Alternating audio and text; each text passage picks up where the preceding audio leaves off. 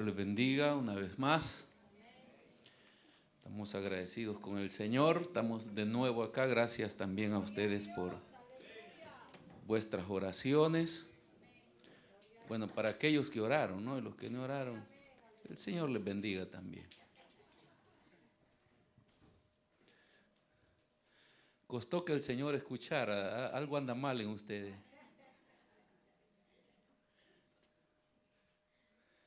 Tenemos a un Dios maravilloso. A ver, tome su Biblia. Vamos a ir al Salmos 51. Vamos a leer el Salmo 51.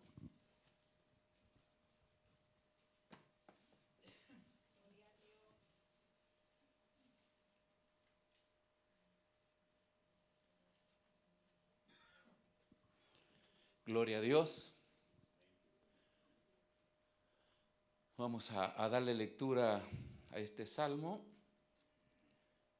Salmo 51, no se olvide. ¿Lo tiene? ¿Todos lo tienen ya, hermanos? Vamos a leerlo desde el versículo 1 hasta su último versículo, que es el 19. Este salmo tiene algunos títulos. En mi Biblia, no sé en la de ustedes, pero el primer título que tiene es: Crea en mí, oh Dios, un corazón limpio. Luego dice arrepentimiento y plegaria, o sea, oración, pidiendo purificación. Al músico principal es un salmo de David, después de su pecado de adulterio que cometió con Betsabé, y vino el profeta Natán a reprenderlo, ¿no? Y acá encontramos toda esta escena dramática que vamos, con la ayuda del Señor, a ver que el Señor nos hable a través de estos versículos. Dice la palabra del Señor, la leemos en el nombre del Padre, del Hijo y de su Santo Espíritu. Ten piedad de mí, oh Dios, conforme a tu misericordia. Conforme a la multitud de tus piedades, borra mis rebeliones. Lávame más y más de mi maldad y límpiame de mi pecado, porque yo reconozco mis rebeliones y mi pecado está siempre delante de mí. Esto es importante entenderlo, porque la mayoría de nosotros decimos: mi pecado está delante de ti, Señor, tú lo sabes. Pero acá David dice: mi pecado está delante de mí. Hace algunos domingos atrás estuvimos hablando de la conciencia del hombre, ¿no? Cuando la conciencia del hombre se endurece, no logra distinguir entre lo bueno y lo malo. Y de repente, aunque cometemos faltas, la culpa es del otro, pero no de nosotros. En cambio, acá encontramos a David, un hombre que su conciencia le hace consciente de su pecado. Y dice: mi pecado está siempre delante de mí. Y es lo que lo lleva a Dios. Contra ti solo he pecado y he hecho lo malo delante de tus ojos, para que sea reconocido justo en tu palabra y tenido por puro en juicio. El arrepentimiento de David no está basado solamente en que quiere ser perdonado o en que quiere ser bendecido, sino que David hace conciencia que se ha vuelto contra de Dios. Y eso es lo que lo trae a arrepentirse. A él no le importa el éxito futuro ni todo lo demás. Él sabe que ha pecado contra Dios, se ha vuelto contra Dios, contra la persona de Dios y contra la naturaleza de Dios. Por eso es que él dice que sea reconocido justo, dice la palabra del Señor, sea Dios veraz y todo hombre mentiroso. Porque pueden haber excusas delante de nosotros, pero acá no encontramos a David poniendo excusa. Él se hace responsable. Este salmo nos lleva a pensar por qué Dios se alegró cuando encontró a David y dijo: he aquí que he hallado un hombre conforme a mi corazón.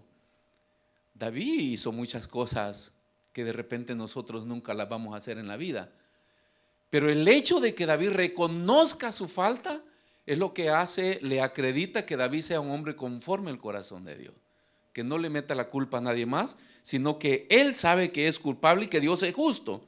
Siempre será justo Dios. El versículo 5 dice: he aquí, en maldad he sido formado, y en pecado me concibió mi madre. He aquí, tú amas a la verdad en lo íntimo, y en lo secreto me has hecho comprender sabiduría. Purifícame con hisopo. El hisopo es mencionado en la Biblia. No se vaya a hacer la idea que la Biblia habla del hisopo que se limpia el oído. No tiene nada que ver. El hisopo es una planta parecida a la menta, es muy parecida a la ¿cómo se llama esta planta que usan para perfume también? La lavanda. Pero es una planta que crece y se cortaba y se hace el manojo, y era usado, aun cuando Dios le da recomendaciones a Moisés, le dice que tomen el hisopo y que lo llenen de sangre para manchar los dinteles de las puertas y los postes, a fin que el día que el espíritu de muerte matara a los primogénitos, en esas puertas no iba a entrar. Entonces es una especie de un manojo, ¿verdad?, que venía usado para ciertas purificaciones que se usaba en el tiempo antiguo. Entonces David dice: purifícame con hisopo y seré limpio, lávame y seré más blanco que la nieve. Hazme oír gozo y alegría, y se recrearán los huesos que has abatido. Esconde tu rostro de mis pecados y borra todas mis maldades. Crea en mí, oh Dios, un corazón limpio, y renueva un espíritu recto dentro de mí. No me eches de delante de ti, y no quites de mí tu Santo Espíritu. Vuélveme el gozo de tu salvación, y espíritu noble me sustente. Entonces enseñaré a los transgresores tus caminos, y los pecadores se convertirán a ti. Líbrame de homicidios, oh Dios, Dios de mi salvación. Cantará mi lengua tu justicia. Señor, abre mis labios y purificará mi boca tu alabanza. Porque no quieres sacrificios, que yo lo daría. No quieres holocaustos. Los sacrificios de Dios son el espíritu quebrantado. El corazón contrito y humillado no lo despreciarás tú, oh Dios. Haz bien con tu benevolencia a Sión. Edifica los muros de Jerusalén. Entonces te alegrarán los sacrificios de justicia, el holocausto u ofrenda del todo quemada. Entonces ofrecerán becerros sobre tu altar. Vamos a orar al Señor. Señor, te damos gracias esta mañana. Te bendecimos, te damos, Señor, toda gloria y te damos toda la honra a ti, Señor. Te pedimos que esta mañana puedas ministrar nuestras vidas con tu palabra, que puedas darnos, Señor, lo necesario para nuestras vidas, que nos puedas edificar, que nos puedas ministrar, puedas hablar al interior, Señor, de nuestra alma, de nuestro espíritu, y que puedas, Señor, sanar nuestras almas, que podamos venir delante de tu presencia, Señor, para poder ser limpios, para poder ser sanos y para poder disfrutar, Señor, de todas las bendiciones que tú tienes para nuestras vidas. Te pedimos que reprenda, Señor, todo espíritu ambulante, Señor, toda fuerza del enemigo que quiera invadir nuestras vidas, que quiera, Señor, permanecer en esta sala. Declaramos tu presencia en este lugar, Señor, como tu palabra lo dice, que tú habitas en medio de la alabanza de tu pueblo, y que tu presencia, Señor, en este lugar traiga sanidad, traiga liberación, traiga vida, traiga sustento a nuestras vidas. Te lo pedimos en el nombre de Jesús. Gracias, gracias, Señor. Amén, Jesús, y amén. Gloria al Señor. Puede sentarse, mis hermanos. Tome su asiento.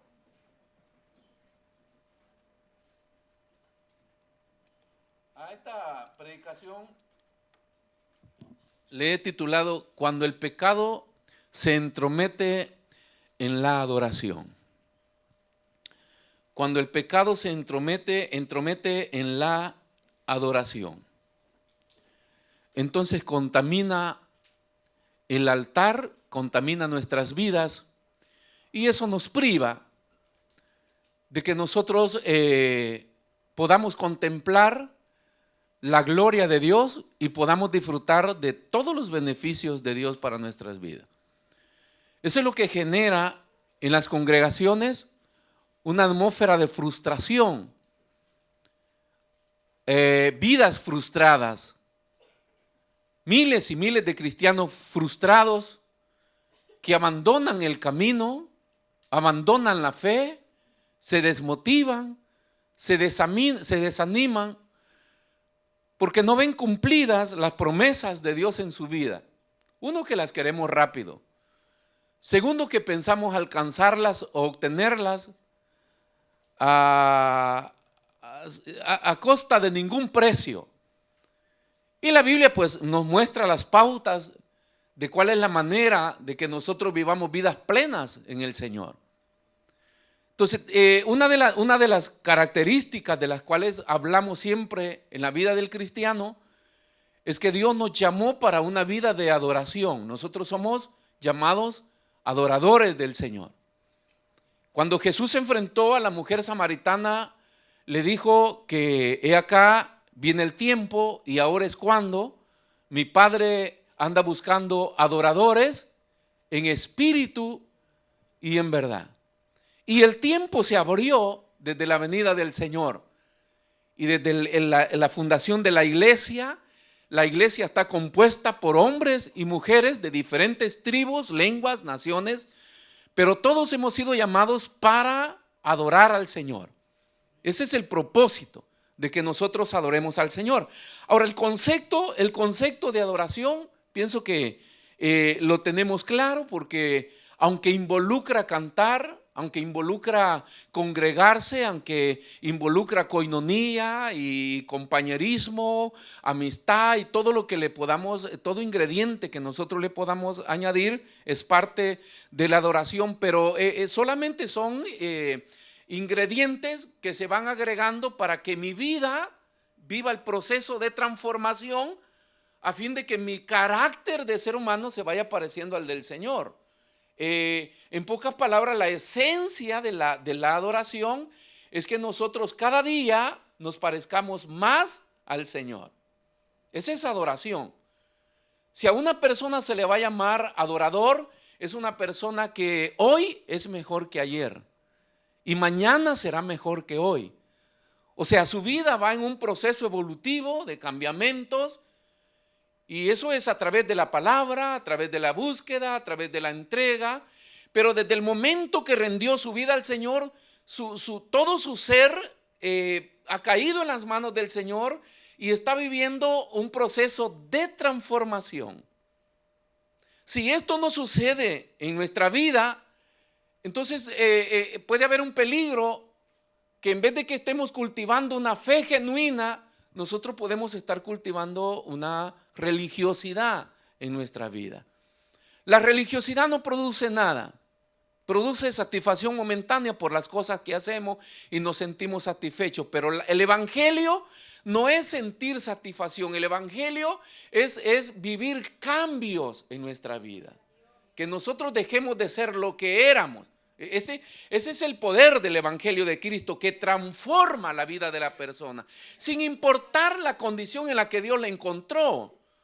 El poder del Señor, el poder del evangelio ha transformado terroristas, ha transformado delincuentes, ha transformado adictos, ha transformado prostitutas, hermano, ha transformado a los seres humanos más criminales de la humanidad, los ha logrado doblegar y humillarse a los pies de Cristo. Entonces el evangelio es transformación. Y esa transformación viene vivida a través de estos encuentros de adoración con Dios. Entonces, para que el hombre pudiera vivir estos encuentros con Dios, Dios puso de intermedio entre el hombre y él altares. Y entonces los lugares donde se celebran culto, sea a Dios, o sean religiones, o sean cosas paganas o diabólicas, todo está simbolizado con un altar. Porque todo ha sido una copia del modelo de Dios. O sea, Dios estableció los altares para que el hombre pueda acercarse y pueda tener comunión con Él y adoración a Dios. Entonces, la Biblia dice que Satanás es copia en cola, ¿no? Él toma todo el modelo de Dios para poderlo meter en la vida de los seres humanos, tanto así que por eso nos confunde, porque es muy similar a lo de Dios, es muy similar lo que el diablo hace. Por eso es que se puede vivir en religión confiado que yo soy un buen cristiano y de repente no lo soy, porque Satanás trabaja muy sutil, copió muy bien eso. Él vivió allá, tanto así que los demonios, que son ángeles caídos, son seres espirituales inteligentes, porque fueron creados por Dios. Son tan inteligentes y tan sagaces que a un ser humano sin Dios lo engañan fácilmente. Nosotros tenemos la mente de Cristo. Y aún así, cuando nos descuidamos, ellos logran introducirse en nuestra vida, confundirnos y engañarnos, porque son muy inteligentes. Por eso es que la Biblia dice que nuestra lucha no es contra carne ni sangre. Usted no puede pelear contra una atmósfera espiritual en un estado carnal natural. Por eso la Biblia nos llama a rendirnos al Señor para cultivar una especie de espiritualidad, despertar esa naturaleza espiritual que recibimos con Cristo, para que ese estado espiritual pueda contrarrestar las fuerzas espirituales de maldad. Pero si nosotros no alimentamos nuestra vida espiritual, no tendremos fuerza nunca para vencer. Bueno, no hay necesidad que venga un demonio. A veces otra persona normal nos puede engañar y nos mete cosas y nos hace, ¿cómo se dice? Huir, abandonar, porque estamos tan débiles raquíticamente, espiritualmente, que no tenemos la fuerza, porque no podemos luchar contra las fuerzas espirituales. Por eso es que Pablo aconseja y dice que tomemos toda la armadura del Señor para poder estar listo, para presentar defensa contra todos los dardos de fuego del enemigo. Entonces Dios estableció que los hombres fueran adoradores. Pero ese acercamiento al Señor, cuando hablamos del arrepentimiento de David, que le dije, no tiene nada que ver en que David solamente quiere que le perdone para lograr las bendiciones de Dios. David reconoce que se ha vuelto contra de Dios y contra la naturaleza de Dios. Y cuando entendemos la naturaleza de Dios es una naturaleza de santidad. O sea, Dios es santo. La Biblia está llena de episodios donde le habla a los creyentes, sé santos porque Dios es santo, lo dice el Nuevo Testamento. El antiguo dice que cuando Dios llamó a Israel, le dijo, yo te he creado, yo te he formado para que seas mi hijo, para que sean mi pueblo. Ustedes serán mi pueblo, yo seré vuestro Dios, pero serán un pueblo santo, porque yo soy santo. Entonces la naturaleza de Dios es una naturaleza santa. Todo lo opuesto a la santidad viene expulsado automáticamente. Dios no es un Dios que elige y escoge, a este lo quiero, a este no. A Dios nos podemos acercar por estados de santidad. Cuando el hombre se humilla, por eso es que David dice, un corazón contrito y humillado no lo vas a rechazar tú. O sea, un corazón que reconoció su falta, se arrepintió y se acerca a Dios, no importa quién fue. Su pecado pasado no viene más a memoria de Dios. A Dios le interesa quién es en la actualidad ese individuo. Y entonces Dios lo recibe. Entonces el que Dios expulse a alguien, solamente tiene que ver con el estado de santidad del hombre. Es normal, es normal. En los seres humanos, por ejemplo, tenemos diferente manera de ver la vida por el trasfondo donde crecimos. Si crecimos en un ambiente donde nos introdujeron buenos valores morales, si le enseñaron a ser disciplinado, cuando usted ve a un desordenado, usted no quiere estar con él. Y dice, no, yo amo a mi hermano, pero que deja todo tirado y eso no, o sea, no logro aceptarlo, porque usted tiene como principio el ser disciplinado. Eso es. Entonces usted para quedar bien con él, por eso es que hay un dicho que dice, cada oveja con su pareja. ¿Ah? Y cada quien se apega a su olor. Cada quien va buscando. Si una persona vive una vida desordenada y usted comienza a aconsejarle que busque de Dios, usted se vuelve enemigo de él. Por eso es que en la edad de la adolescencia, nuestros hijos se vuelven enemigos. Porque para ellos los padres no los quieren. Simple y sencillamente, ¿cómo que no te quiere si te da donde vivir, te da donde comer y te da la pagueta y te paga estudio? ¿Cómo que no te quiere? No, el problema es que no me aceptan lo que yo quiero hacer. No aceptan el consejo, entonces ellos ponen una barrera defensiva. Lógicamente que después pasan los 20, los 25 y van entendiendo que los padres sí los querían. Pero en la edad de la rebeldía no. Es difícil poder entender. Entonces, solo para que veamos que tenemos puntos diferentes, algunos valores diferentes, y eso nos hace a veces clasificar. Imaginémonos Dios que es santo. Imaginémonos al sumo sacerdote que se le era permitido por Dios ingresar una vez al año para poder llevar la culpa del pecado del pueblo, pero ese hombre tenía que pasar por un proceso de purificación, y aún así le amarraban en su cintura un lazo por si moría adentro, lo sacaban porque nadie podía entrar, pues todo el que entraba ahí moría. El lugar santísimo donde se hablaba con Dios entraba solo el sumo sacerdote, y para que fuera aceptado por Dios tenía que asegurarse ser santo.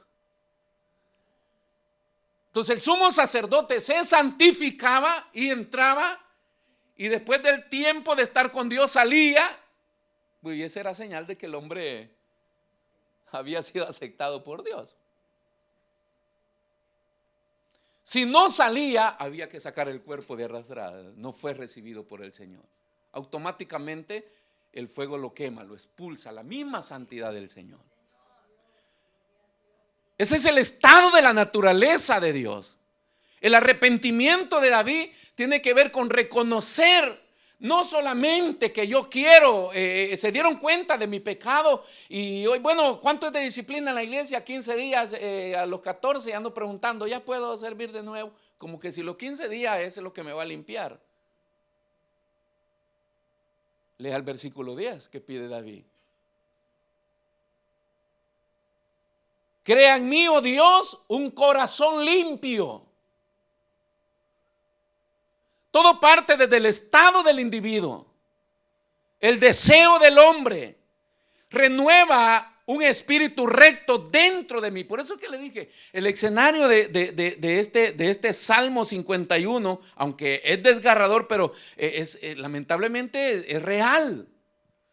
Es real, ¿por qué? Porque no es solamente que le pasó a David. Hay miles y miles de personas, de creyentes que se acercan al altar de Dios con un corazón dividido. Y llevando consigo el peso del pecado no confesado. Y nos pasa a todos.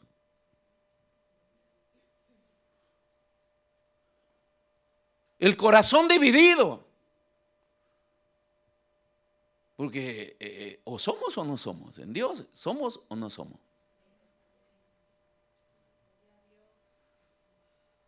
Pero siempre se identificó la vida dividida en el Evangelio es cuando las personas están con un pie en la iglesia y un pie en el mundo. Si el mundo todavía es una atracción para mí, entonces yo tengo una vida dividida delante de Dios. Si lucho con eso, yo tengo una vida dividida.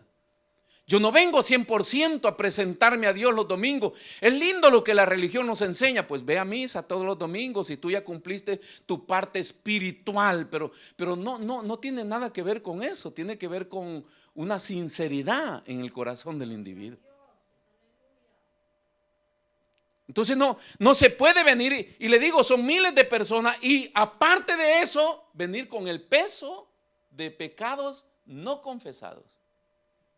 Por eso le dije, cuando el pecado se intromete en la adoración.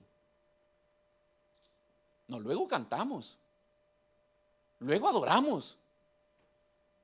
Y el culto estuvo tan lindo que me voy satisfecho porque viví un lindo momento. Pero me sigo llevando mi misma culpa, mi mismo pecado.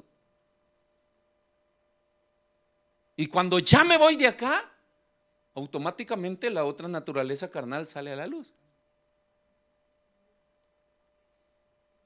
Y de esto les he venido predicando a todos, ¿no? Me quito el traje dominguero de la iglesia y me voy al baño y ya me cambio normal, como una persona normal del mundo. Y esto les pasa a los jóvenes, les pasa a los ancianos, nos pasa a todos. Si el día lunes nos pudiéramos encontrar todos en alguna plaza de Milano, nos diéramos cuenta cuál es nuestro estado.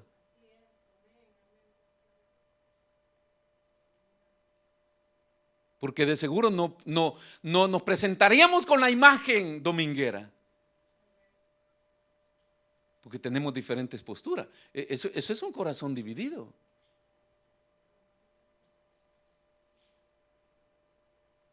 Es difícil, ¿no? Entonces la Biblia advierte a través de este salmo la peligrosa contradicción de lo que tiene que ver este estado de vida, cuando la Biblia demanda que la adoración requiere, hermanos, un corazón puro y una vida alineada a la voluntad de Dios. Cuando el hombre entiende que es un adorador y que tiene que adorar a un Dios que por naturaleza exige santidad, porque te expulsa o te quema. No lo vivimos nosotros físicamente, aunque sí sucede espiritualmente, pero el Antiguo Testamento, que es la sombra del Nuevo Testamento, la gente moría inmediatamente, irremediablemente. Aquel que fuera encontrado en esta falta, que sea muerto a pedrada instantáneamente. Hay un episodio en el inicio de la iglesia primitiva con Ananías y Zafira. Simple y sencillamente por mentir, cuando Dios no te está pidiendo nada, sino que tú lo ofreces. Pero cuando ya vemos lo que nos gusta, sustraer y no dar, no cumplir, eso no es correcto para Dios. Entonces hay un caso ahí. Un corazón puro y una vida alineada con la voluntad de Dios. Adorar no es solamente cantar, no es solamente congregarnos, no es pertenecer a una comunidad. Un adorador tiene que ver con un estilo de vida apegado a la justicia de Dios. Quiero que mi corazón sea puro y sincero con Dios. No delante de los hombres, no para que el pastor me vea, no para que los hermanos me vean, porque de eso ya he predicado otras veces. Existe la mística y el fetichismo espiritual en las iglesias. O sea, la mística es, gloria a Dios, aleluya, en la iglesia la gente, uy, qué hermano más espiritual, pruébelo afuera. Eso se llama mística enfermiza. Y luego está el fetiche de la fe, que creo que ya viene la iglesia, Dios está conmigo, Dios me va a bendecir, y aunque esté en pecado. Ese es como usar el escapulario o la cruz, ¿verdad? O persinarse para que me suba en el avión y el avión no se caiga porque me persiné. Eso es un fetiche, eso no funciona, el avión se va a caer igual. Entonces mi vida de desgracia va a seguir siendo marcada de desgracia si yo uso solamente fetiches en la iglesia. Qué linda palabra la de hoy, que Dios me habló hoy, qué lindos cantos, y hago cosas pensando que eso le voy a poner al diablo. Es como abrir la Biblia y ponérsela en la puerta para que no entre, y él está dentro ya.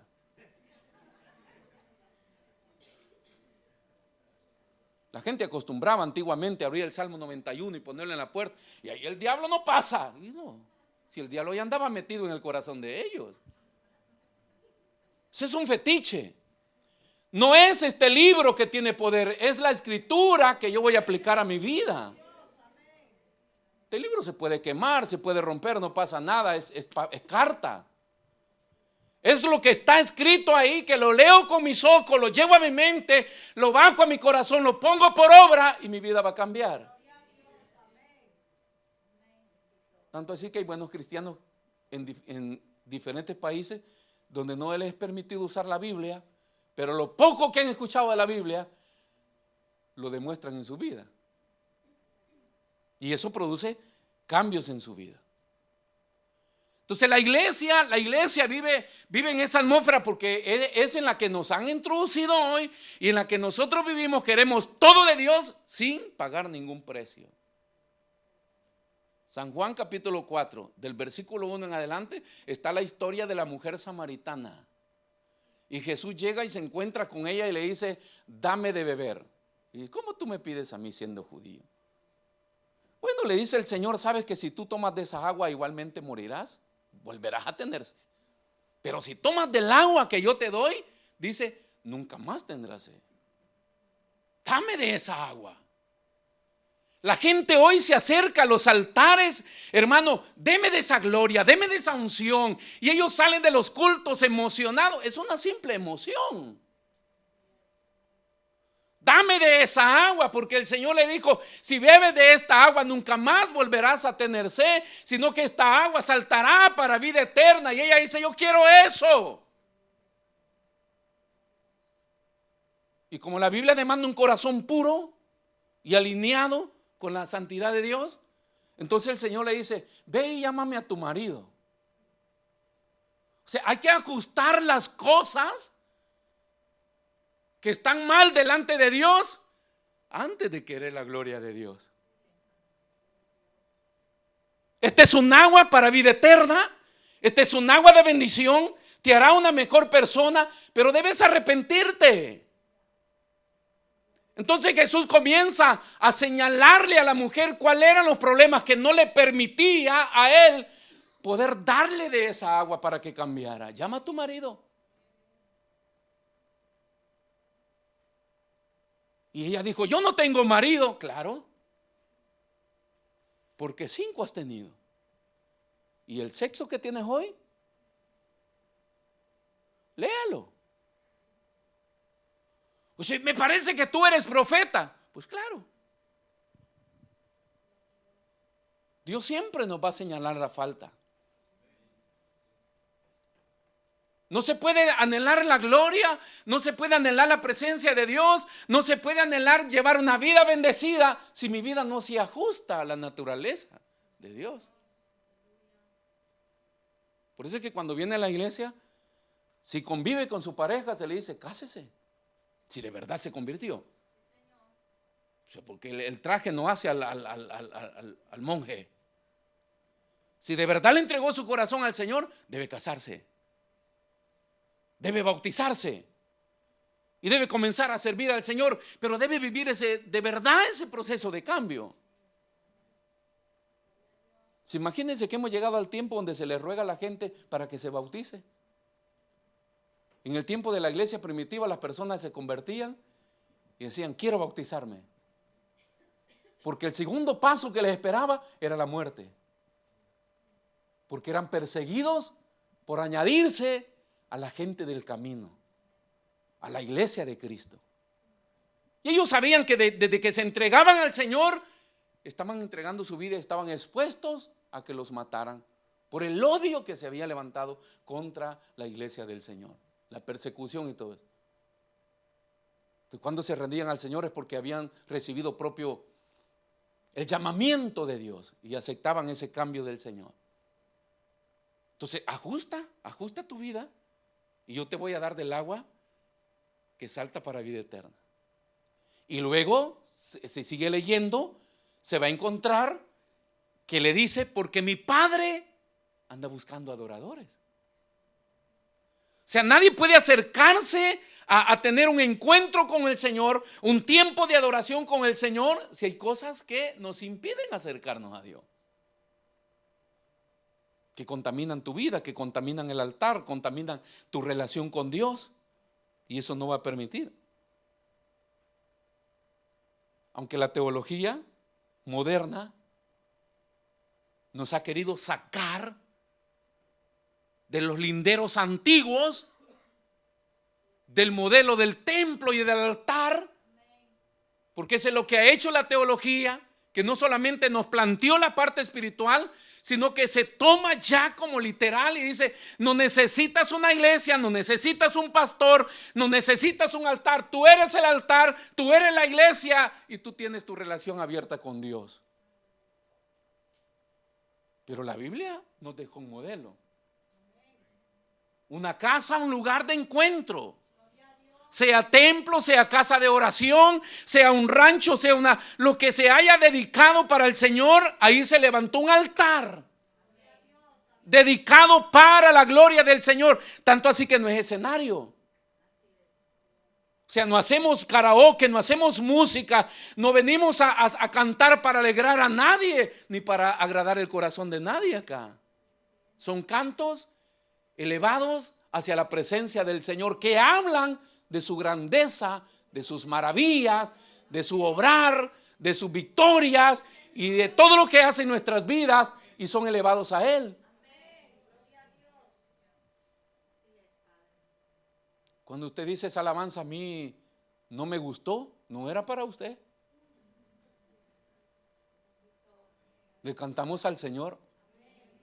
Y estos lugares conocidos como altar tienen un simbolismo espiritual donde la presencia de Dios fluye para nuestras vidas como una fuente. Y es el lugar donde el hombre se acerca para poder entablar una comunión con Dios. El altar se llama el lugar de encuentro sagrado. Escuche eso, el lugar del encuentro sagrado. Es lo que Dios estableció. Siempre Dios estableció este lugar del encuentro sagrado entre Dios y su pueblo. Es la parte intermedia para que la gente se acerque. ¿A qué se acerca? A confesar su pecado, a pedirle al Señor que la presencia de Él pueda transformar su vida y luego a darle alabanza al Señor. La alabanza no siempre es cantar. La alabanza es la expresión profunda de orgullo que el padre puede sacar de un buen ejemplo de su hijo. Allá encontré a tu hijo. En nuestros tiempos le decían los vecinos, allá encontré a tu hijo. Qué muchacho más educado. Si te saluda donde quiera. Y el padre se sentía. Por eso es que cuando Jesús va cumpliendo, porque Él dice, yo no vine a abolir la ley, yo vine a hacer que la ley se cumpla. Lo que está diciendo Jesús es que yo voy cumpliendo cada paso de la ley, siendo que nadie la pudo cumplir. Pero Jesús es llamado el Cordero de Dios y Él viene a cumplir cada paso de la ley. Y cuando Él entra a las aguas, porque Juan el Bautista lo reconoce y dice, tú eres el Cristo, yo no debo bautizarte. Jesús le dice, déjame, porque así conviene que se cumpla toda escritura. La ley decía que todo aquel que tenía que iniciar un ministerio público a la edad de 30 años, como lo establecía la ley, tenía que ser bautizado. No importa que Él era Jesús, la ley lo demanda. Y hazlo para que se cumpla la ley. Y Él es bautizado. El Espíritu Santo desciende en una forma corporal como paloma y el Padre del cielo dice: este es mi hijo. Eso es alabanza. Los hechos de obediencia de Jesús son alabanzas que agradaban el corazón del Padre. Como cuando usted se porta bien. Yo me siento orgulloso. Pero cuando ya vienen y me dicen: pastor, quiero hablar con usted porque fíjese que el hermano tal, yo no pensé que esta hermana iba a hacer eso, no creí que esta jovencita, no creí que este hermano se iba a comportar así. Y los amo igual, pero me traen un poco de tristeza por el mal comportamiento. Lo mismo es Dios. Pero cuando me dicen: sabes, hermano, que me enviaste allá, y es bueno para servir, yo digo: claro, todos son así. Entonces es alabanza para el Padre. Entonces el altar que Dios estableció fue para eso, para que el hombre se encuentre con Dios. Confiese su pecado. Como primer paso, confiese su pecado. Usted no puede estar viniendo todos los domingos a la iglesia, los martes y los jueves, y no confesar su pecado. No venga a gozar del espectáculo que no sirve a nada. Confiese su pecado, que para eso se acerca al altar. No importa lo que pase, no importa lo que digan los demás. Señor, llévame a tu atrio, al lugar santo, al altar de bronce. Ahí tu rostro quiero ver. Pasaré la muchedumbre. Cuando el hombre es consciente de su falta, se despoja de la vergüenza de lo que vayan a decir los demás. Ese es el gesto de levantarse de la silla y venir para el altar. Y aunque todos se le queden viendo, ahí va el pecador, no importa lo que los demás digan. Tú sientes una responsabilidad de restablecer tu relación con Dios.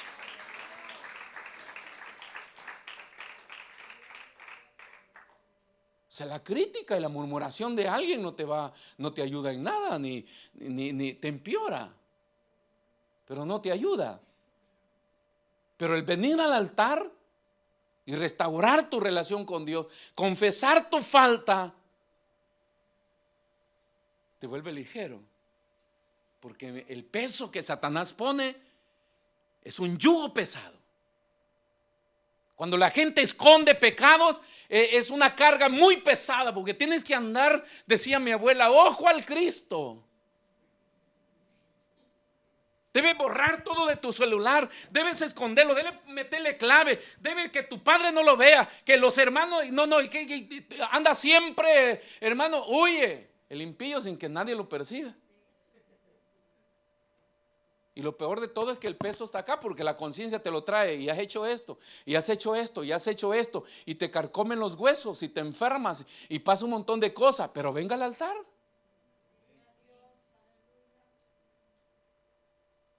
Vivificarás mis huesos que has abatido, dijo David. Y se confiesa. Y se le pide al Señor no solamente eso, sino que la presencia del Señor transforme nuestra vida. El mismo Dios con nosotros. Aunque usted no lo pueda ver, Dios está acá hoy mismo con nosotros. La presencia de Dios no es una especie de unción, la que nos han enseñado, que cae en un culto, que me la pasa a otro, después se me va. Dios prometió no unción, prometió su presencia constante. Hasta que yo venga por mi iglesia, dice, yo estaré con ustedes todos los días hasta el fin. Hay muchos que se preocupan porque no tiemblan en el culto. Y si no tiemblo, no hay presencia. Pues la promesa de Dios es estar contigo todos los días. Ajusta su vida a la voluntad de Él, Dios está contigo. José no danzaba, José no hablaba en lenguas, pero cuando cayó en la cisterna, Dios cayó junto con él allá adentro. Cuando le encadenaron y lo vendieron y se lo llevaron como esclavo, Dios iba con él. Lo metieron a la cárcel, Dios entró con él. Lo sacaron de la cárcel, lo pusieron como segundo ante Faraón, Dios estaba con él. Porque no es cuestión de mi reacción a la presencia de Dios, es cuestión de la promesa. Yo voy a estar contigo siempre. El problema es cuando esa presencia no está, porque esa presencia se aleja por la misma causa de lo que estamos diciendo, la naturaleza santa de Dios. Cuando se violan los principios a esa santidad, entonces automáticamente no es que Dios se va, yo me voy. Yo me voy. La mayoría de ustedes son extranjeros, la mayoría, son pocos acá. ¿Por qué anda acá? Porque tenía demasiada plata en mi país y quise venirme a la Europa, me compré una casa y vivo acá a la orilla de la playa para darme la buena vida. No, acá andamos por necesidad. Estábamos en la vil desgracia y allá en Italia estaba yendo bien. Alguien me lleva para allá y nos venimos a como fuera, ¿no? Y aparecimos acá para hacer un poco de dinero. Y ya luego después nosotros ya no queremos hacer nada más. Entonces, pero Dios nos trajo para eso y esa presencia transformadora de Dios, porque no es solamente que Dios es un títere, no, porque ese es el estado de los creyentes hoy. Entonces yo digo, para mañana voy a hacer esto, papá, bendíceme esto, se lo paso a firma al Señor. No sé, tuve un sueño así raro y mañana que quiero, no sé, se me metió, siento del Espíritu ir a mi país. No, qué locura que siento del Espíritu. Ya fue a consultar con Dios si le va a permitir el viaje o no. Yo que nunca siento en el Espíritu ir a mi país. Y cuando lo siento lo cancelo. Pero que eso es una locura, yo tengo que hacer acá. Pero la gente cree tener a Dios y manipularlo a su manera. Ese es el problema. Vivir en adulterio y que Dios me bendiga. Vivir en fornicación, que Dios me bendiga. Robar, que Dios me bendiga. Violar las leyes del Estado, porque ni billeto para el bus compran, pero que no me salga el billetero. ¿Quién te dijo eso? Trabajar en negro para no pagar las tasas. ¿Y usted está en deuda con el Estado?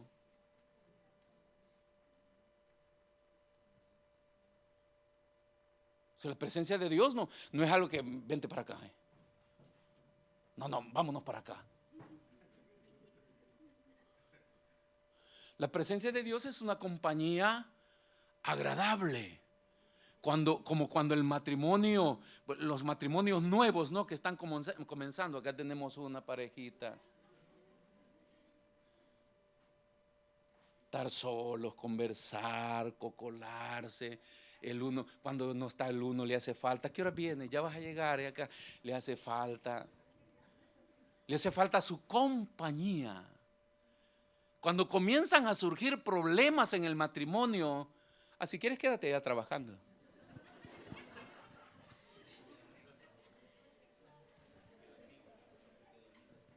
Si tú duermes ahí y yo duermo allá, dice, no.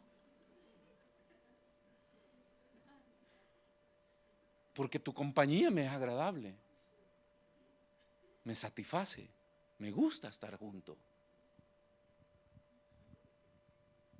Entonces el que se aleja es el malo, no el que queda. Dios no se aleja, Dios permanece ahí. O sea, Dios preparó el jardín del Edén, los puso a Adán y a Eva ahí y les puso todas las comodidades. Hermanos, es una vida. Por eso le dije, ¿por qué andamos nosotros acá? ¿No? Porque venimos acá por necesidad. Si nuestro país, ese pulgarcito de América, El Salvador, mi tierra, ay, mi terruño, dicen unos, si fuera un paraíso yo no estuviera acá.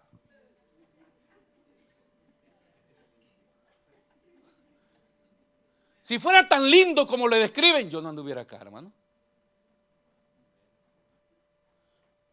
Pero había escasez, había falta de trabajo, había necesidades que no se podían suplir y acá había más posibilidades. Entonces me vengo para acá. ¿No? La desesperación, la falta de algo. Pero cuando Dios pone a Adán y a Eva, a ellos no les faltaba nada, estaba todo ahí. No había ningún motivo por el cual se saltara el cerco Adán y Eva. Ningún motivo. Por eso es que el alejamiento de Dios no tiene nada que ver con escasez, ni por trabajo, ni por deuda, ni por nada. Siempre es una rotura espiritual. Siempre es un problema espiritual. Porque todo parte de entablar comunicación con Satanás. Algunos catalogan a Eva como la primera espiritista. La Biblia no da grandes detalles, pero tampoco el pecado llegó así 3 segundos y el diablo le comunicó eso. No. Tuvieron largas conversaciones. ¿Sabe por qué tanta gente no es sobria espiritualmente y termina confundida? Porque no tiene ni la madurez ni la enseñanza para poder manejar un mundo espiritual. Hay gente que tanto le gusta orar, tanto le gusta lo espiritual, sin preparar su vida, y se mete en una atmósfera espiritual donde Satanás es más sagaz que cualquiera. Y tenemos gente turbadas espiritualmente, endemoniadas, y ven cosas y se lo acreditan a Dios. Eso es lo peor. Dios me habló, Dios me dijo. No. Entonces el alejamiento siempre parte de una rotura espiritual. Y esta rotura espiritual tiene que ver con una confusión espiritual. No importa la iglesia que vayas, dice un dicho. Sí que es importante. A la fin de todas las iglesias hablan de Dios. No es el significado de que hablen de Dios. Esto no es de qué hablamos o todo lo que decimos. Esto tiene que ver si lo que decimos lo vivimos. Porque si no lo vivimos, entramos en una atmósfera espiritual y Satanás va a meter, esto sí lo digo en italiano, su zampa, su patota. Y nos va a engañar porque somos muy frágiles para eso. Y es Adán el que se aleja, no es Dios. Dios llegó de nuevo. Adán, ¿dónde estás, María? Hoy te traje chuleta. Las bendiciones de Dios están siempre ahí. Y aquellos escondidos, hermano. Como nos escondemos allá afuera de repente cuando vemos a algún líder de la iglesia. Como se esconde el que deja de frecuentar la iglesia porque está por allá escondido, no quiere venir, siente vergüenza, siente culpa, no tiene deseo de acercarse. Y Dios siempre está acá. Hay personas que creen y dicen, esa iglesia está mal, ahí no está Dios. Dios siempre está. Somos las personas que podemos estar mal, pero Dios siempre está en el lugar de encuentro. Él levantó un altar para que los hombres tuvieran encuentro con Él. Y esa presencia de Dios nos debe transformar. No es para manipularlo a que Dios haga lo que yo quiero. Es para que Él me diga lo que no le gusta de mí.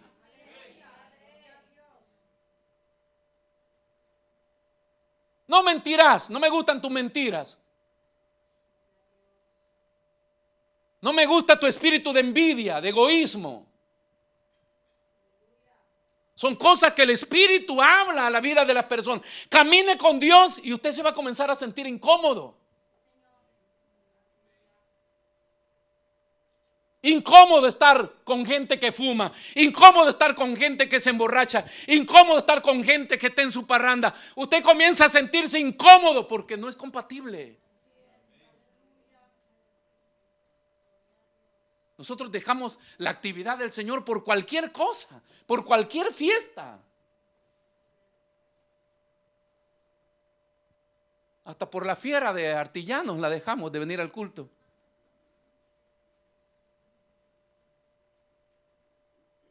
Porque él es lo que me atrae, es lo que me gusta, pero cuando caminas con Dios, es Él el que te tira. Venga para acá. Caminábamos para ir al pueblo cuando crecí, 1 kilómetro, siempre de la mano de mi papá. Pero ese día, si como las cosas ya no andaban bien con mi papá y mi mamá iba en aquella acera y mi papá iba en esta otra acera. Así llegan los matrimonios acá a la iglesia, primero ella, después él. Y no sé cómo me le solté a mi papá porque me quise cruzar para donde mi mamá. Y me le suelto de la mano y cuando me atravieso la calle viene un camión a toda velocidad. Bien me recuerdo de un camión Dina, de esos camioncitos.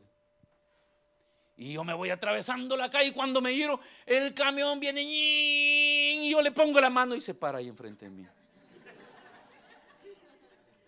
Se paró. No lo paré yo. El hombre logró frenar y se paró propio enfrente de mí. Ese fue un pleito de mi papá que le tocaran sus hijos. Pero ¿para qué me soltó? Si siempre me andaba de la mano. ¿A dónde? Él podía estar bien borracho, pero yo estaba ahí de la mano de él.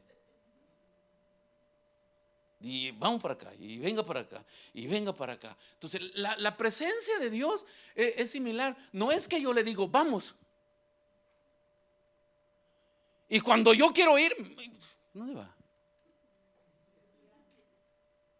Eso es lo que se llama redarguir. Lo que mucho hablamos de redarguir, pero nunca lo entendemos. O sea, ahí no va. Eso no es para ti. Eso no te edifica. Eso no te ayuda en nada. Sí, Señor, gracias. No, nosotros no. Véngase conmigo. Lo arrastramos. Por eso es que Apocalipsis dice que he aquí yo estoy a la puerta. Y los hermanos están haciendo culto adentro y él está afuera. Porque queremos manipular a Dios de esta manera. Entonces, ofrecemos, confesamos nuestro pecado, le pedimos al Señor que nos transforme y luego le ofrecemos nuestra vida de alabanza a Dios. O sea, una vida que está viviendo un proceso de transformación es una vida que su accionar, hermanos, es un aroma fragante que llega a la presencia del Señor, agradable al Señor. Este es uno de mis hijos que me está ofreciendo sacrificio. Esa fragancia a Dios. Entonces le ofrecemos nuestra alabanza a Dios. No es como cuando nos dicen en la iglesia, hermano, puede cantar una alabanza especial. Y ya desde ese momento entra en preocupación porque quiere imitar a Marcot Witt, quiere imitar a no sé quién más y hacer la... Y están preocupados por cantarla igual al cantautor. Cuando el privilegio es, ¿qué alabanza te agradaría a ti, Señor? ¿Qué palabras te puedo expresar? No nos interesamos a veces. Entonces, ese es el comportamiento de la vida que nosotros tenemos que tener. Una vida que confiesa pecados, una vida que entra en un proceso de transformación por el Señor, es una vida que va a ser siempre de alabanza al Señor. Este es mi hijo, este es mi hijo. Por eso es que cuando usted escucha testimonios y dice, hermano, le voy a contar que a mí el Señor me bendijo. Y el otro dice, ¿y qué hizo, hermano? Hice esto y esto y esto. ¿Va a hacerlo? ¿A copiar? No le sale. Otra vez, hermano, fíjense que el Señor me bendijo. Otra vez, ¿qué hizo, hermano, esto? ¿Va a copiar? No le funciona. Porque no es por hacer eso que el hermano hizo en ese momento. Me encuentra el que temprano me busca. Todo lo que Dios manifiesta en la vida de una persona, mis hermanos, es producto de una antesala, de una vida, de una vivencia ajustada a la voluntad de Dios. No es por hacer algo en ese momento. Me trae a la memoria cuando se convirtió Nicky Cruz y él anhelaba recibir el Espíritu Santo, y todas las noches había gente bautizada con el Espíritu Santo. Y entraban al lugar donde dormían hablando en lengua, y él decía, ¿dónde lo recibiste? ¿Dónde? Y le decían, ay, ay, ay, ay. Y él se iba y pasaba toda la noche ahí, y el Espíritu no lo bautizaba. Corre, Nicky, corre. Lo anhelaba, pero él quería copiar lo que los otros hacían. Hasta que un día ajustó su corazón a la voluntad de Dios. Y ahí pasó. Entonces yo le digo, hermano, hable en lengua, hermano, danza, hermano, acá. Y si usted, ¿cómo estar hablando con un muro? Porque eso le viene a través de un estado de vida que está ajustada a la voluntad de Dios. Y esa vida se vuelve una vida de adoración. Entonces, cuando permitimos que el pecado se arraigue en nuestros corazones, nuestra comunión con Dios se debilita. Si dijimos que Dios es santo, y la Biblia recomienda y dice, aquel que esté santo, santifíquese más. Aquel que esté firme, mire que no caiga. ¿Por qué? Porque este estado de santidad, mis hermanos, es algo de alimentar constantemente, perennemente. Hay que estarlo alimentando. ¿Por qué? Porque eso es lo que me permite que la puerta esté abierta para que yo pueda hablar con Dios. Si no, me debilito. Vivir como nosotros queramos es una decisión personal. Pero anhelar tener comunión con Dios es un esfuerzo, es una determinación, es una decisión. No solamente se vuelve débil nuestra relación con Dios, sino que nuestro ofrendar hacia Dios se vuelve vacío e inútil. Porque dice David, ¿y a qué me sirven los sacrificios y los holocaustos? Usted llega a la tesorería, porque yo a veces los escucho y digo, hermano, por favor, véame en el libro desde cuándo no he diezmado. Y acá lo traigo. Y cuando lo da, ¡ay, qué satisfacción sienten! Y gracias por traer su dinero. Pero más importante es su estado espiritual. Porque su dinero no servirá para pagar los gastos de la iglesia. Pero ¿has ajustado tu vida? Porque a nosotros nos servirá. Pero ¿le habrá agradado a Dios tu ofrenda? ¿Habrá pasado por la vara, como la Biblia dice, que viene contado y pasa por la vara del Señor? Diezmos, ofrenda, todo lo que tú traes al Señor pasa por la vara del Señor para ser aprobado. Y cuando es aprobado, te da retribución. Pero si no es aprobado, no hay retribución. ¿Se entiende, hermano? Entonces David dice, ¿a qué me sirven los sacrificios? La vida carnal, la vida mundana, la vida que nos gusta, la vida que nos ofrece el mundo hoy, la podemos vivir. Bueno, hay una variedad de iglesias en las cuales las puede vivir. Acá se han permitido un montón de cosas en los últimos años que queremos corregirlas. Y de repente, si no le gustan las reglas de la iglesia, usted puede ir a buscar un modelo de iglesia donde le permitan todo. Hay una variedad. Hay una variedad donde no le van a hablar de esto. No le van a confrontar nunca con el pecado, no le van a decir su vida cómo está, no se van a meter nunca en su vida. Venga y adore, y adore, y adore. Y eso le gusta a la gente. Le llaman adoración a lo que no tiene ninguna relación con Dios. Hay conciertos en el mundo mejor que el tiempo de alabanza que nosotros tenemos a veces. Se sacan los ojos, se parten. Hay conciertos mundanos donde la gente tiene una pasión diabólica por eso. Entonces, no es esa atmósfera la que nosotros buscamos, hermano. Lo que buscamos es un estado de vida y un corazón puro delante del Señor, que pueda aprobar mis acciones, que pueda darle lo poco que yo tengo, pero pasó por la vara de Dios. Que todo lo que ofrendaban, pues, tiraban cantidades de dinero ante los depósitos de ofrenda, y a Jesús nunca le llamó la atención hasta que llegó una viuda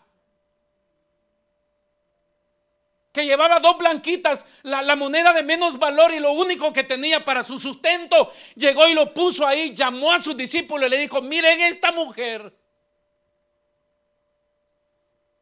ha dado más que todos ellos. Los discípulos no entendían, porque ellos habían visto la ofrenda que daban los demás.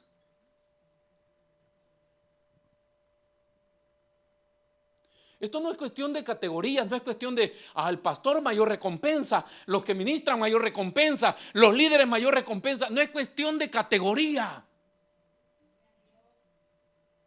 La bendición de Dios nos ha cortado a todos con la misma tijera. O hacemos o vivimos como Él demanda y nosotros vamos a ser bendecidos, pero si no, no. Entonces se debilita, le dije, nuestra relación en ese altar que fue hecho para un encuentro sagrado.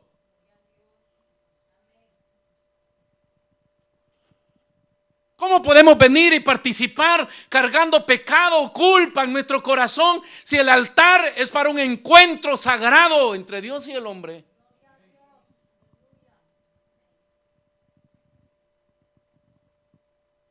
Durante no me lo descubran, durante no se den cuenta, ¿acaso Dios no lo ve? ¿Acaso nuestra conciencia no nos lo dice? Usted no va a ir a comprar tomates al comune. Si usted se acerca al comune y le dice: me da 1 kilo de tomate, por favor. ¿Y acaso es mercado acá? Acá damos documentos. Usted no va a ir al mercado a pedir documentos. Ahí va a hacer compras. No podemos acercarnos al altar para hacer lo que nosotros queramos. El altar es para un encuentro con Dios, en las cuales me demanda ajustar cuentas y ser aceptado por Él, aprobado por Él, hasta el grado de que Él, si entré solo, pueda salir acompañado con Él, que es la presencia de Dios en nuestras vidas. No solamente debilita, no solamente pierde valor todo lo que nosotros hagamos, sino que la Biblia también le llama que acercarse al altar con un corazón impuro es abominación a los ojos de Dios. O sea, lo más repugnante que pueda pasar para Dios. Vea lo que dice Proverbios capítulo 15 versículo 8. La abominación es lo más repugnante que pueda pasar para Dios. ¿Cómo puedes ofrecer? Es como que tú le vayas a ofrecer prosciutto a un musulmán o a un hebreo. Esa es abominación, según sus reglas, según sus leyes. El sacrificio de los impíos es abominación a Jehová, mas la oración de los rectos es su gozo, es alegría. Hay fiesta en el cielo. Pero lo demás es considerado lo más detestable para el Señor. Todo lo que nosotros podamos presentar a los ojos del Señor. Entonces está el peligro del pecado oculto, porque el peligro del pecado oculto no es un problema solamente de cargarlo y vivir oprimido con esa carga de ese pecado, sino que el problema es que la Biblia lo llama enfermedad mortal. El pecado es una enfermedad mortal. Nos conduce hacia la muerte y lo hace a través de un proceso silencioso. Es como la lepra. en el tiempo antiguo. Puede corroer nuestra relación con Dios o enmohecer, como se dice. Si usted ve toda estructura de metal, de hierro o fierro que se haga, se le tiene que poner un anticorrosivo para poderlo exponer afuera. Ese anticorrosivo es una pintura con un líquido que lo protege para que no se vaya a enmohecer.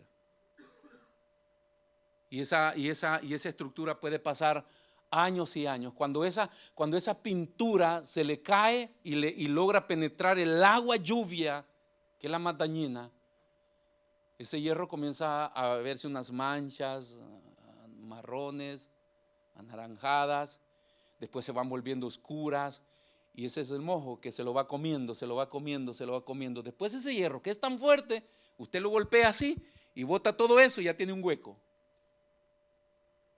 Por duro que sea, por duro que sea, es tan criminal ese proceso. Y lo mismo pasa en nuestra relación con Dios. El pecado siempre va trabajando. Se cree que una gota de agua en una piedra no hace un hueco, pero cuando esa gota es permanente, logra partir cualquier roca. Las torturas chinas lo dicen eso. En China se usaba mucho, los prisioneros les caía una gota de agua en la cabeza. Una gota de agua. La cosa es cuando llevan 15 días, un mes, y esa gota de agua es permanente en tu cabeza. Son torturas silenciosas que aparentemente no ocasionarían mal, pero con el pasar del tiempo va generando un problema. Y no solamente, hermanos, puede corroer nuestra relación con Dios, sino contaminar nuestra adoración. Y nosotros pensar que venimos a adorar y de repente no adoramos al Señor.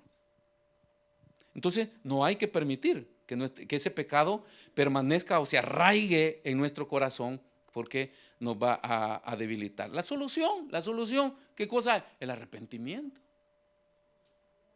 Y es lo que David hizo en esta oración de David, que lo primero que David hace en la oración, por eso le dije en este cuadro dramático de David, lo primero que David hace en esta oración de arrepentimiento, que él muestra un testimonio doloroso que queda de los quebrantos de David ante Dios, pero que queda como enseñanza para otros que también lo hacemos. Que aunque era vergonzoso, a David no le importaba, él estaba preocupado porque se había vuelto contra el mismo Dios. O sea, ¿qué hace un hombre volviéndose contra Dios? Se hace mal a sí mismo. Vuelvo a la rebeldía de los hijos, ¿no? Los hijos dicen, pues voy a hacer lo que a mi mamá no le gusta. Y tu mamá sigue viviendo la vida tranquila. Entonces comienza a hacer mal. Entonces se había vuelto contra Dios y contra esa naturaleza. David llora. Pero este llanto de David no era solamente por perdón. Perdona, esa es la preocupación de los cristianos. Perdóname. Y cuando ya me perdonó el Señor, ya me perdonó, me voy. ¿A qué va a hacer? A pecar más. Entonces en la oración de David no solamente pide por un perdón, sino que pide por pureza. Fallé, Señor, ayúdame, límpiame, purifícame para no volverlo a hacer. No era una cosa para sentirse solamente limpio del pecado, sino que él quería que Dios de verdad lo aceptara. No solamente porque la pureza permite que Dios te acepte. El ser aceptado por Dios.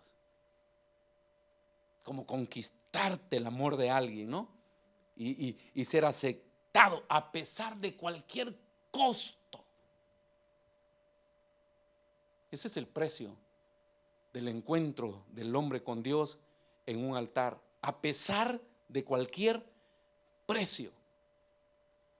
Y fin que David no hace la oración de perdón y de arrepentimiento, no comienza a pedirle a Dios lo demás que sigue. Quiero que se ponga de pie esta mañana.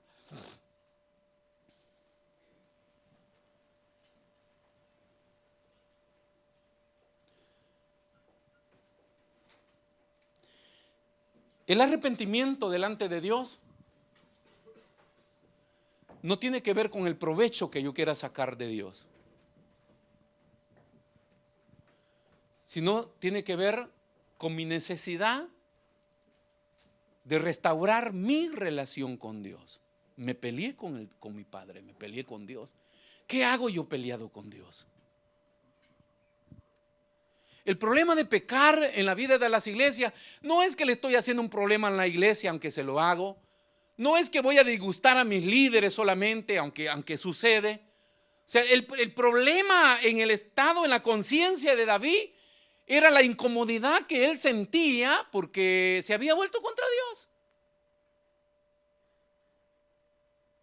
No es que me perdonen, que lo conozcan, que me entiendan, sino que la conciencia misma que le hacía ver que te has vuelto contra Dios. ¿Qué ganas tú contra Dios? Peleado contra Dios, nada. Y entonces el arrepentimiento trae la pérdida de la vergüenza. Y esto es doloroso, es vergonzoso.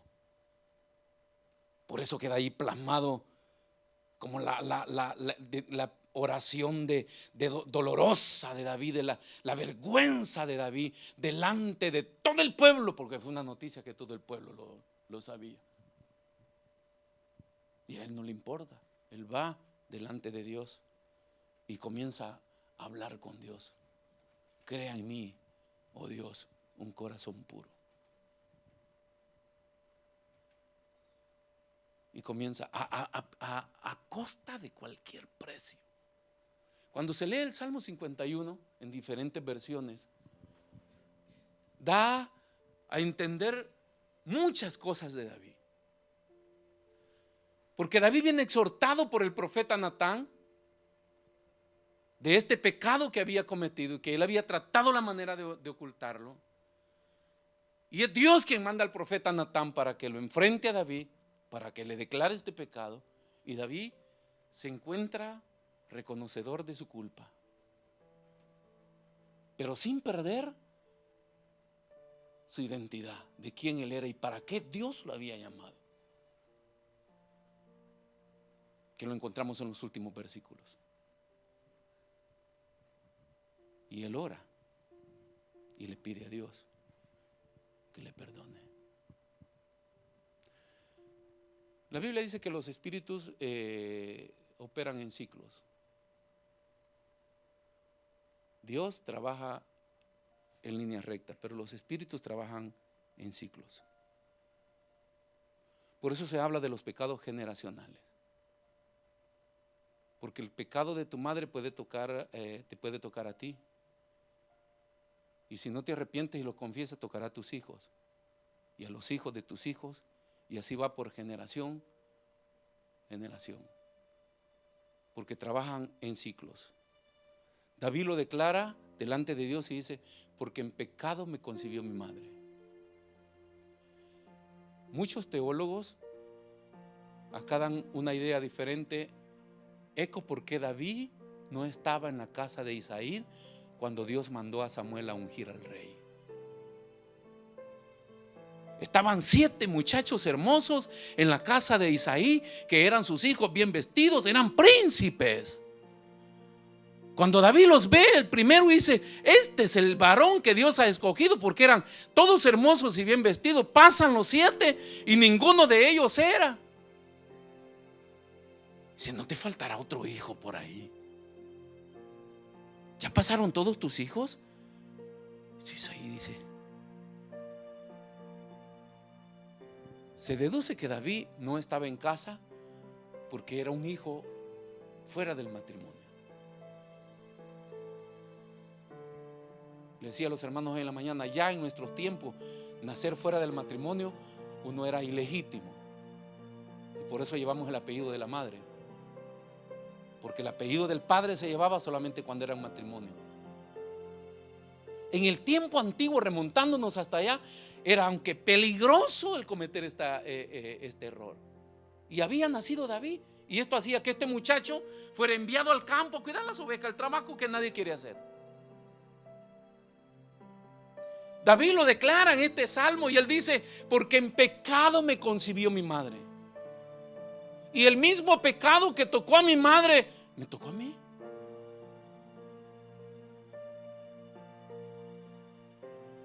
Hace años les predicaba y les decía: si no lo haces por tu propia vida, hazlo por tus hijos. Porque si no cortas esa maldición, tus hijos van a pagar el precio también. Si usted viene de una familia donde todos se han casado y se han divorciado y usted no se arrepiente, también usted va a correr la misma suerte del divorcio. Usted puede dar un vistazo para atrás a su familia. ¿Por qué le pasó esto a mi abuelo? ¿Por qué le pasó esto a mis padres? ¿Por qué le pasó esto? Y uno se da cuenta que hay una maldición que va comiendo ahí. Y que solo cuando venimos al Señor se corta. Y se inicia una nueva relación. Y mis hijos vienen a ser herencia del Creador. Y yo bendeciré tus hijos. Y se corta toda maldición y nuestros hijos comienzan a ser bendecidos. Hijos, nietos, bisnietos, todo lo que venga será diferente. Entonces David se para delante de Dios y le dice: porque en pecado me concibió mi madre. Y ese mismo pecado me visitó a mí y me hizo caer, pequé. Pero hay algo en David que nos tiene que identificar a nosotros. David es hijo de una relación con Dios espiritualmente. Es un muchacho que, a pesar de la condición en la que había sido concebido y había crecido, es un niño que crece bajo la unción y la presencia de Dios. Allá en el campo aprendió a sonar el arpa, allá cantaba, allá adoraba al Señor. Él generó esta atmósfera de que Dios estuviera siempre con él. Cuando Israel tuvo guerra y se levantó un gigante contra Israel invencible, Dios puso en el corazón de Isaí que enviara a este joven a visitar los soldados. Cuando él llega, ve el desafío y él dice: yo voy a pelear. Dios lo pone contra el gigante y Dios le da la victoria. Cuando David falló a Dios y Dios quiere elegir un rey, Dios envía al profeta Samuel para que vaya a ungir a David como rey de Israel. Cuando se incorpora en el palacio del rey Saúl y lo pone como jefe de las tropas, y él era el comandante que sacaba las tropas a pelear, y dice la Biblia que David salía con todas sus tropas, peleaba, vencía y regresaba con todas sus tropas en victoria. Y la gente le aplaudía y le cantaba y decían: Saúl mató a sus 1000, pero David mató a sus 10,000.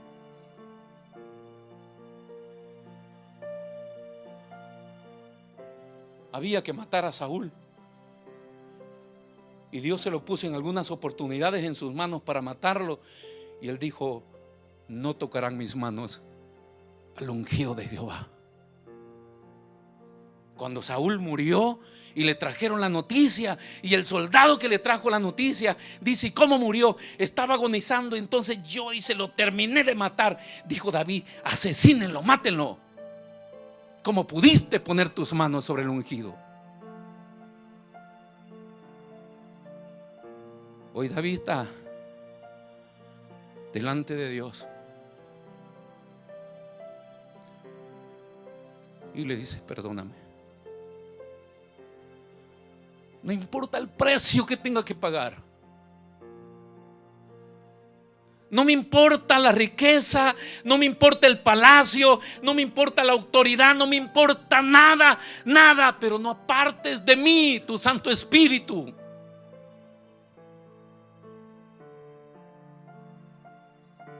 A nosotros nos interesan más nuestros intereses que nuestra relación con Dios. David dijo: quítame todo lo que tú quieras, pero no tu presencia. Tu presencia me tomó y me puso ante Goliat y lo vencí. Tu presencia me ungió como rey. Tu presencia me sentó en la silla de rey. Tu presencia me dio la victoria. No quites de mí tu Santo Espíritu.